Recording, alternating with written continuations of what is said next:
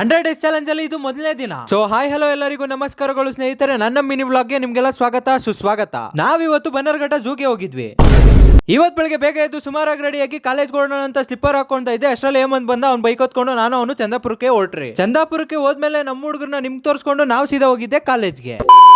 College ಮುಗಿಸ್ಕೊಂಡು ಸೀದಾ parking ಹತ್ರಕ್ಕೆ ಬಂದು ಎಲ್ಲರೂ ಎಲ್ಗಾರು ಹೋಗೋಣ ಅಂತ ಯೋಚನೆ ಮಾಡ್ತಾ ಇದ್ವಿ. ಅವಾಗ ನಮ್ಮ ಮೈಂಡಿಗೆ ಬಂದಿದೆ ಬನ್ನರ್ಘಟ್ಟ ಝೂಗ್ ಹೋಗೋಣ ಅಂತ. ಸರಿ ಅಂತ ಬಂದು ಇಲ್ಲಿ ಪೆಟ್ರೋಲ್ ಹಾಕ್ಸ್ಕೊಂಡ್ಬಿಟ್ಟು ನಮ್ಮ ನಡೆ ಬನ್ನರ್ಘಟ್ಟ ಕಡೆ ಅಂತ ನಾವೆಲ್ಲ ಹೊರಟ್ರಿ. ಹೋಗಿದ ತಕ್ಷಣ ಇಲ್ಲಿ ಯಾವ್ದೋ ಶ್ರೀರಂಗ ಸ್ವಾಮಿ ದೇವಸ್ಥಾನ ಇತ್ತು, ಹೋಗಿ ಕೈ ಮುಕ್ಕೊಂಬಿಟ್ಟು ಅಲ್ಲಿಂದ ಬಂದು ಗಾಡಿ ಪಾರ್ಕಿಂಗ್ ಮಾಡ್ಬಿಟ್ಟು ನಾವು ಸೀದಾ ಹೋಗಿದ್ದೆ ಟಿಕೆಟ್ ತಗೋಣ ಅಂತ. ಟಿಕೆಟ್ ತಗೊಂಡು ಹೋಗಿದ ತಕ್ಷಣ ನಮ್ ಕಣ್ ಕಾಣಿಸಿದೆ ಈ ಜಿರಾಫೆ ನೋಡ್ಕೊಂಡು ನಾವು ಸೀದಾ ಬಂದಿದೆ ಹುಲಿ ನೋಡೋಣ ಅಂತ. ಆದ್ರೆ ಇದ್ ನೋಡ್ರಿ ಎಷ್ಟೊಂದು ಸೋಂಬೇರಿ ಹುಲಿ ನೋಡ್ಕೊಂಡು ಸೀದಾ ನಾವು ಹೋಗಿದ್ದೆ ಆನೆ ನೋಡೋಣ ಅಂತ.